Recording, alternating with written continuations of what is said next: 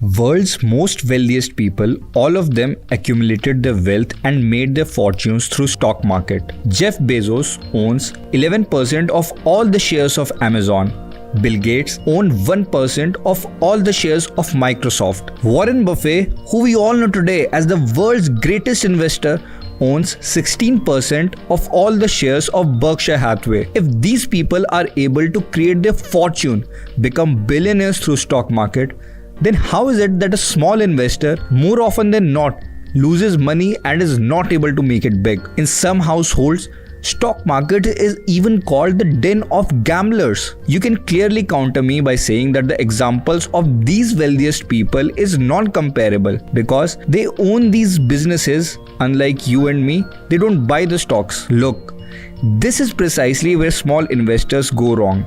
These wealthiest people own the same shares as you and me own, but their perspective of owning the share is not just to own the stock, but rather own the business. And all of these people did not create their wealth overnight, but consistently over long periods of time. According to the data published by Fidelity Investments, 80% of the retail investors lose money in stock market, and few of those who make it, most of them were lucky, and they actually do not know the process and temperament it takes to do it consistently over and over again. Prasenjit Paul, an investor who started from humble beginnings himself, in this book tells how a small investor who works in a full-time job and invests in stock market can avoid loss and earn consistently. This is the better investor, helping you achieve your financial goals and freedom through organizing your finance, stock market investing, and learning from billionaires.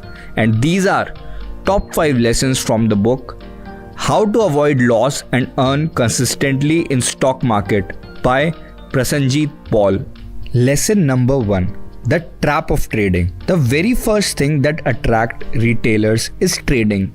And this boast of unimaginable profits of doubling money in 3 months, 50% return every week, earning 10,000 rupees daily through trading. Those who attract them are these trading gurus, fee-based trading tip providers. For a beginner, the scheme of profit look good and very attractive. Most of these tip providers also give 100% guarantee of correctness of the trading tip. You really have to be a fool to believe that. If they could, with 100% guarantee, generate profit worth 50% every week, then why are they in the business of selling tips? Should they not take as much loan from the bank as they could, become billionaires in 1 year, return their loan and sip martini on the beach? Why is it that we have never heard of a trading guru in the Forbes wealthiest people on the earth? Isn't that fishy? These are scammers. They will offer you 5-day free trial. To your surprise, their tips will work all 5 days. Wait, what? They're able to give correct tips all 5 days? Now you may ask me, if all of this is scam, then how is it possible to give someone 100% accurate trading tip in the trial period, and that too for 5 continuous days? Isn't that impossible? This is very simple to understand. Let me explain you how.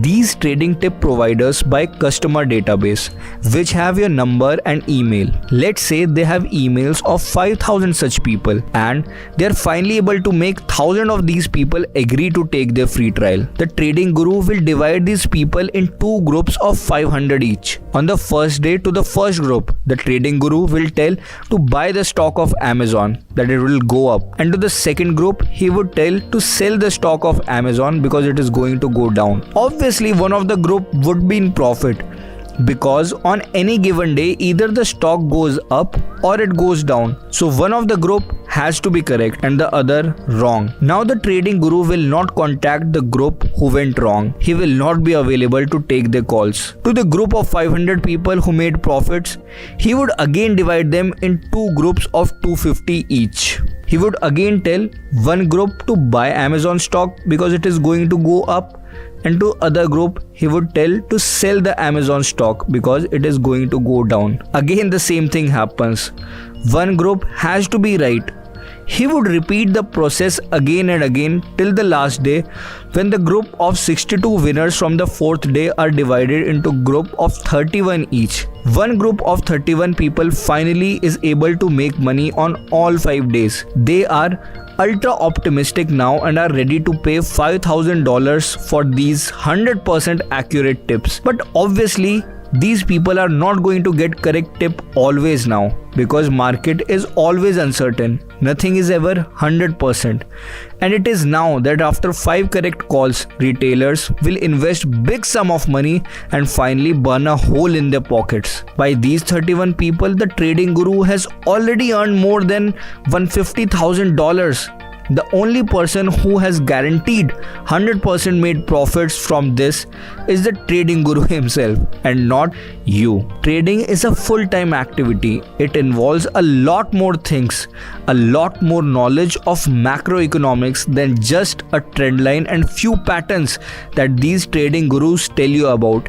Be skeptical of scammers selling you dreams of unimaginable profits. They may not be the path to wealth, but are surely the path to wealth erosion. Lesson number 2. Return on equity. Suppose you choose a company or someone tells you to invest in it. The very first thing people generally would jump in to see is what are the profits of the company or the growth in profit in last few years and how much is the sales number. But Prasenjit says that is wrong approach to take. The so-called profit number can very easily be manipulated by the company on the financial report, since the managers know that most investors in stock market run behind profits of the company. So it is in the interest of company's management to keep reporting repeated growth in profits. So investors invest in the company, pushing the stock price higher.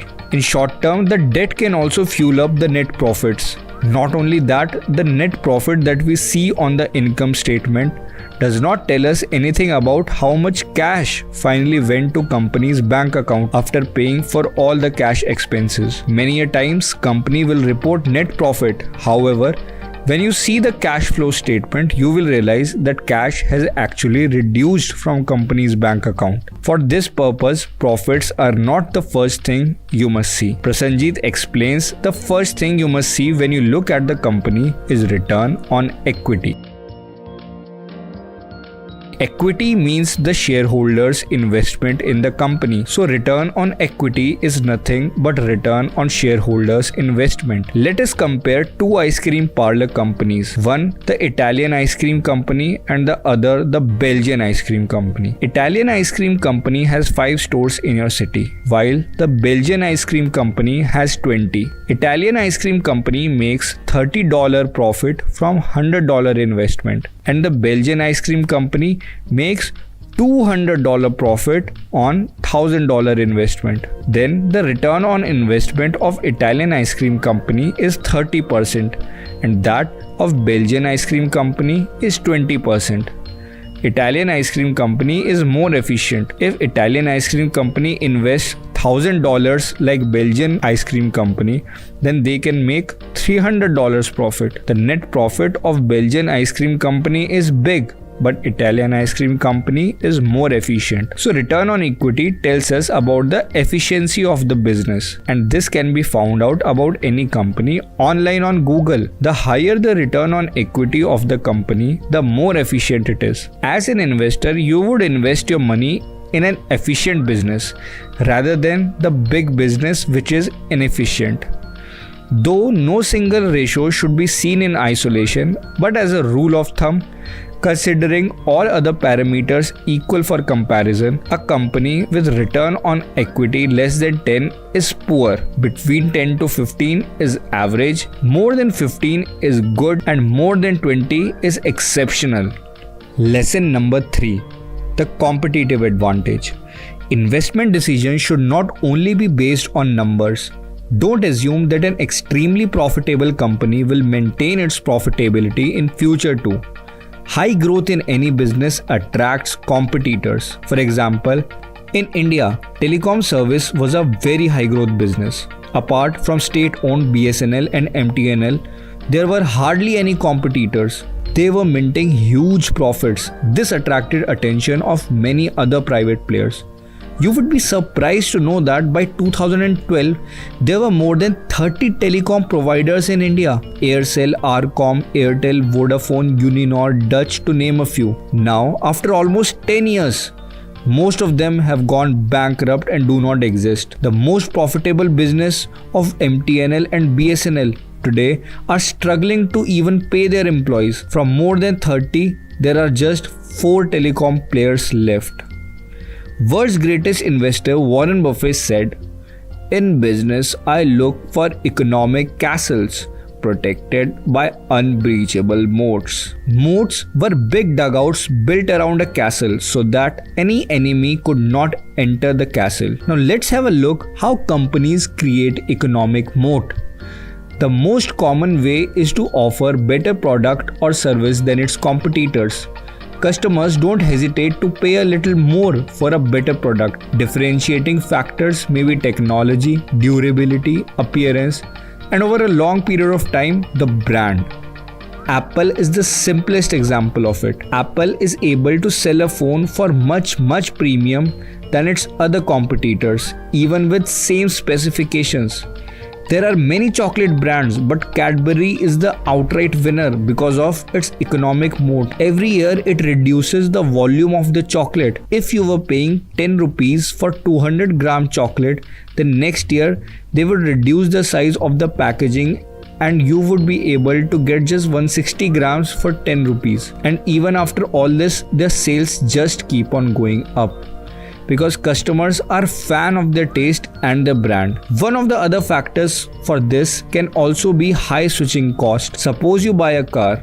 Now for the next 10 years, you would get your servicing done for the same car from the same car company. It is not so easy to keep changing cars like you can change your lipstick. If you open your bank account in a bank, then to open your deposit account in some other bank, you need a lot of paperwork which customers generally don't want to do unless the service is very poor. Networking effect can be other reason. If all your friends are on WhatsApp, but for whatever reason you like Telegram, then you just cannot go there because all your friends are on WhatsApp. You would just be sending your selfies to yourself if you are the only one out there on Telegram. That is why you are forced to use WhatsApp in this case. It is very difficult to find such businesses, and finding a business with an economic moat is completely subjective and depends on your knowledge of the product, customer base and analysis rather than numbers. However, return on equity and operating profit margins are the two numbers that can give you an approximation of the economic moat of the company. Nike, a well-known shoe brand, has return on equity of 30%, whereas that of Red Tape is 10%. This can clearly tell you the difference and where the economic moat is. To pull out one more example, return on equity of Apple is 73% and its operating profit margins are 30%, whereas that of Samsung is 12% and operating profit margin of 14%. Which business has an economic moat? It is evident to you. Lesson number 4, debt. The dangerous 4-letter word. All of us opt for various types of loans during different stages of life. Home loan makes it affordable to buy our dream house. Car loan fulfills our goal of owning a car. Borrowing is neither good nor bad.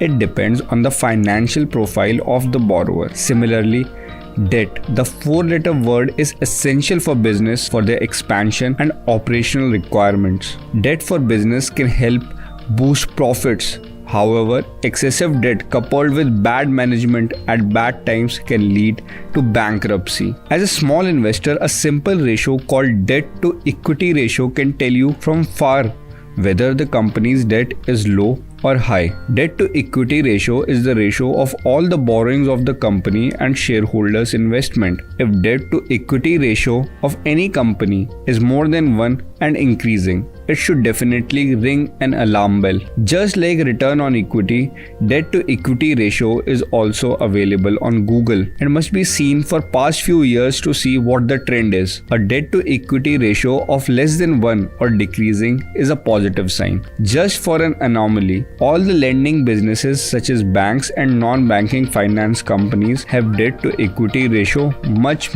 more than 1.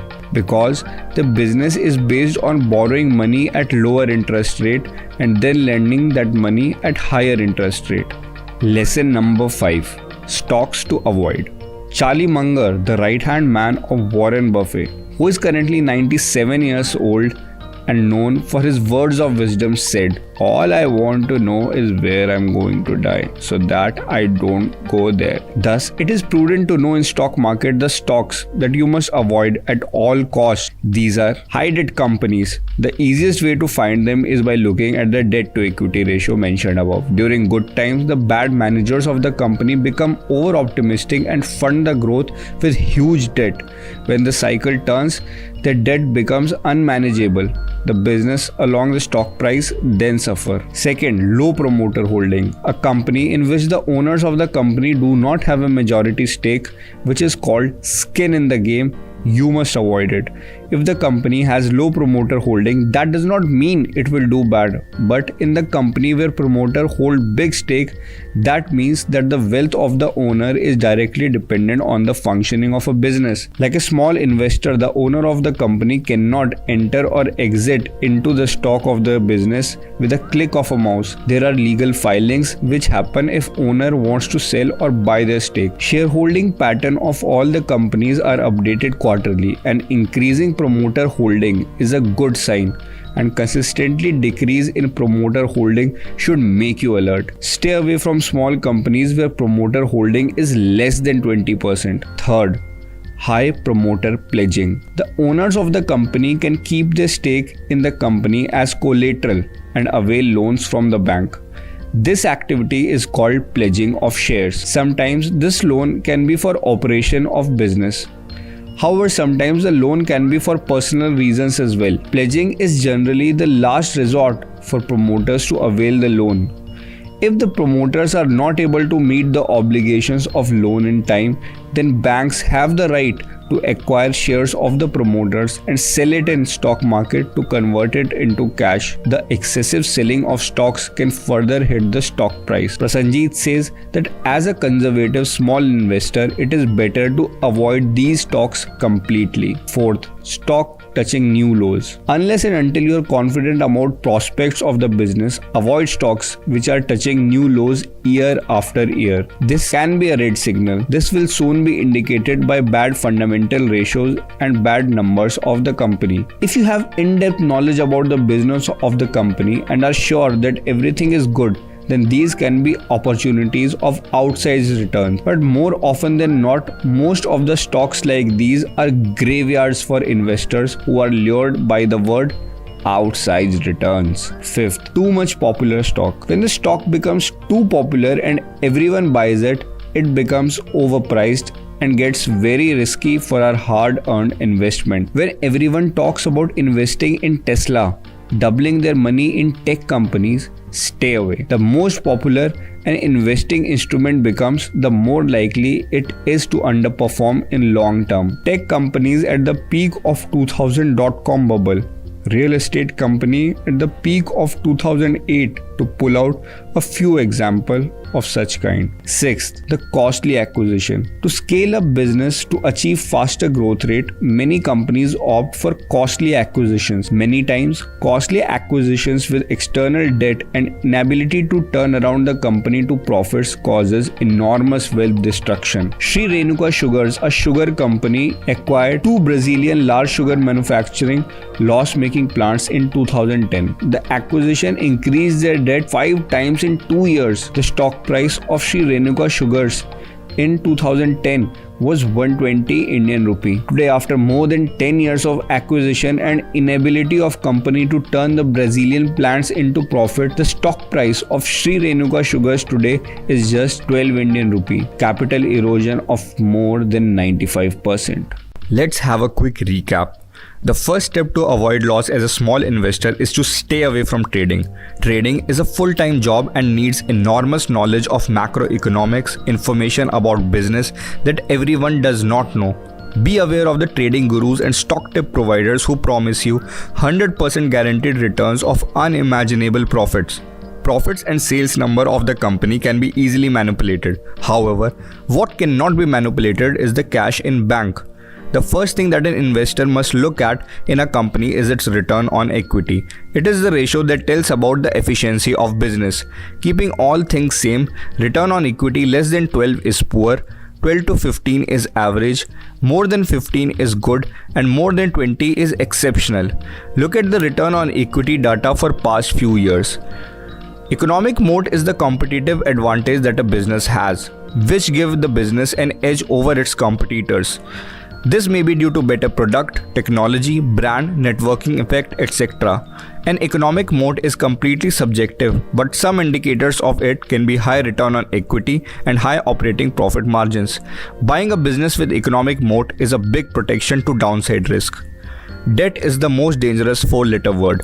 Unmanageable debt can bankrupt a company. Debt to equity ratio is a good indicator of the borrowing position of the company. Debt to equity ratio of more than 1 and increasing is a serious red flag. Small investors must avoid stocks which have high debt, low promoter holdings, company where the owners of the company have pledged their share, company which is hitting all-time lows, the most popular stock that every news channel, your friend and taxi driver is talking about, and last but not the least, the stock of the company that makes costly acquisitions. That's it guys. If you liked the video, don't forget to like and subscribe. You can check out my lessons from Benjamin Graham's Intelligent Investor 2. I will come again with a summary and lessons from the new book on investing or finance soon. Until then,